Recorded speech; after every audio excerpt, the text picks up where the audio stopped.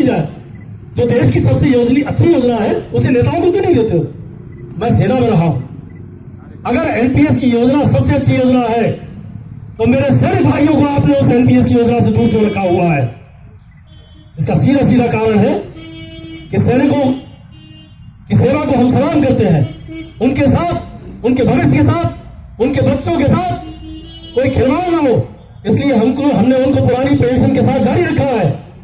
और जो आमतौर पर छोटे छोटे मजदूर लोग हैं हमारे आपके जैसे, उन्हें एनपीएस का मतलब न्यू पेंशन स्कीम नहीं, नो पेंशन स्कीम देकर हमको सर पर लाने का काम किया गया है। ये मांगे हमारी है वेतन समझौते के अलावा। बहुत ही क्वालिफाइड आदमी जिन्होंने 2002 में पूरे विश्व में मंदी आएगी, रिसेशन आएगा, इस बात की घोषणा उन्होंने अमेरिका में बैठ के की थी और उस बात को ध्यान में रखते हुए उन्हें रिजर्व बैंक ऑफ इंडिया का गवर्नर बनाया गया। कितना विद्वान आदमी था कि 2008 में उन्होंने विश्व की मंदी की घोषणा की थी और पूरे विश्व में मंदी आई और उन्होंने यह भी कहा था कि भारत के पब्लिक सेक्टर बैंक इतने ज्यादा मजबूत हैं कि भारत में वो मंदी नहीं आएगी और भारत उस मंदी से अछूता रहा।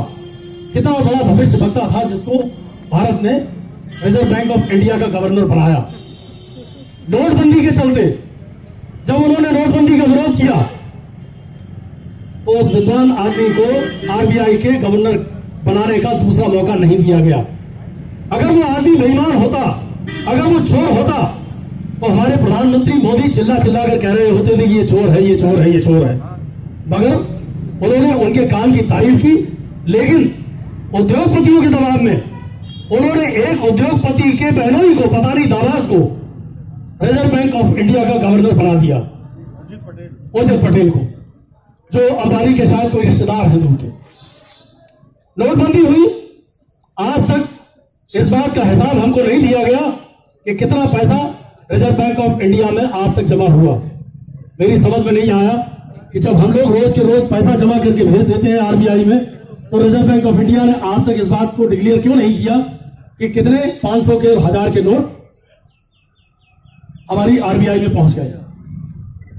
फिर कौन सी परिस्थितियां ऐसी हुई कि जो कि उद्योगपति का दामाद या बहनोई आरबीआई का गवर्नर था और सरकार से उसका टकराव हुआ और उसे भी इस्तीफा देके जाना पड़ा। कौन सा ऐसा कारण बना?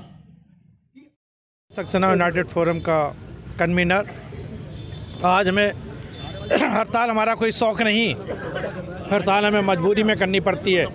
बार बार सरकार को चेतावनी देने के बाद ये सरकार विलयकरण पर लगी हुई है।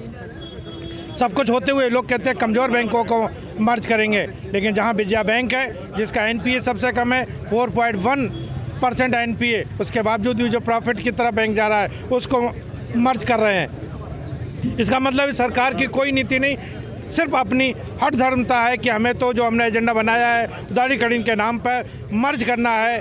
भले ये मर्ज कर दे, क्या ये bank of America, China bank, इनके कैपिटल के सारे बैंक मिला दिए जाए, फिर भी हम उनके कैपिटल के मुकाबले कहीं नहीं टिक रहे हैं। तो ये बड़े बड़े बैंक जो उदारीकरण के नाम पे 3 साल पहले अमेरिका में 123 बैंक मर्ज हुए, हमारी इतना अच्छा बैंक चलाने का सिस्टम है, लेकिन यहाँ एक बैंक बंद नहीं हुआ। लेकिन ये सरकार पता नहीं किस हवा में है, एक बार इनका एक ही उद्देश्य है बैंक मर्ज करो, जिसका हम तो विरोध करते हैं। दूसरी तरफ हमारा पहला विरोध मर्जर के खिलाफ है, दूसरा हमारा पिछले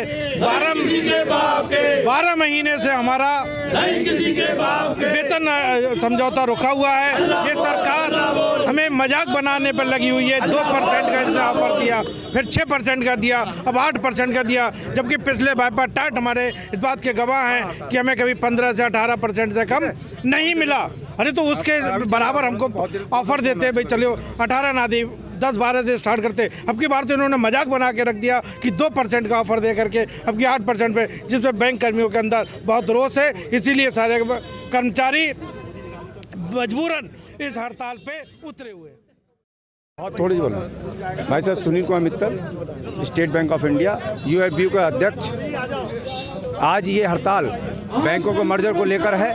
हमारा विरोध है इस बात का कि जब प्राइवेट बैंक छोटी छोटी पूंजी से खोले जा रहे हैं तो इन अच्छे बैंकों के लिए जिसका एनपीए भी नहीं है ज़्यादा, उन बैंकों को आपस में मर्ज करके बैंक आखिर सरकार ये क्या सिद्ध करना चाहती है।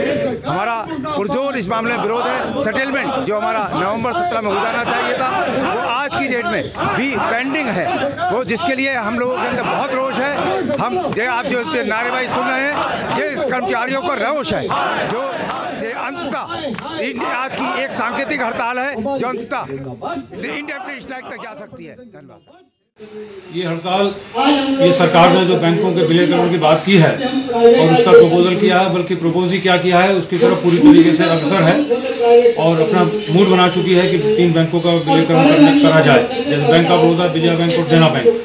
हम सभी समस्त बैंक के कर्मचारी अधिकारी यूएफबीयू के बैनर के नीचे इसका सख्त विरोध करने के लिए आज यहाँ पर इकट्ठा हुए हैं और आज 26/12/2018 को स्ट्राइक पर। ये कब तक रहेगी स्ट्राइक? ये सिर्फ एक दिन की सांकेतिक हड़ताल है। मांगे क्या है आपकी? हमारी मांगे हैं कि विलयकरण जो है ये बैंकों का ना किया जाए। अच्छा। क्योंकि अभी हिंदुस्तान में बैंकों के विलयकरण की नहीं, कंसोलिडेशन की नहीं, बल्कि और बैंकों को खोलने की जरूरत है।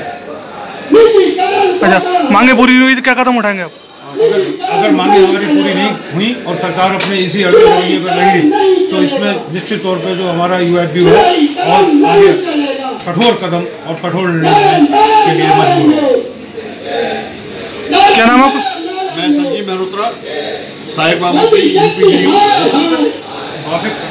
क्या बताइए क्यों हड़ताल है? ये हड़ताल जैसा कि बड़ेरा ने बताया 2 मांगों को लेकर है। एक तो बैंकों का विलयकरण नहीं किया जाए, दूसरी हमारी मांग है कि किसी भी हालत में जो पूंजीपतियों के लिए एनपीए हो गया पैसा उसकी वसूली सख्ती से की जाए, इसके लिए सख्त कानून बनाई जाए। मुख्य बात यह है ये सरकार पूंजीपतियों के इशारे पे वर्ल्ड बैंक और IMF के इशारे पे चल रही है। ये चाहती है विलयीकरण करके संख्या कम की जाए, कर्मचारियों को घटाया जाए जिससे यूनियन कमजोर हो, लेकिन ऐसा होने वाला नहीं है। देश में कर्मचारियों में यूनियनों में अभी ताकत है और 8-9 जनवरी की 15 करोड़ लोगों की हड़ताल ये बता देगी कि सरकार की जो नीतियां हैं वो कर्मचारी हित की नहीं है।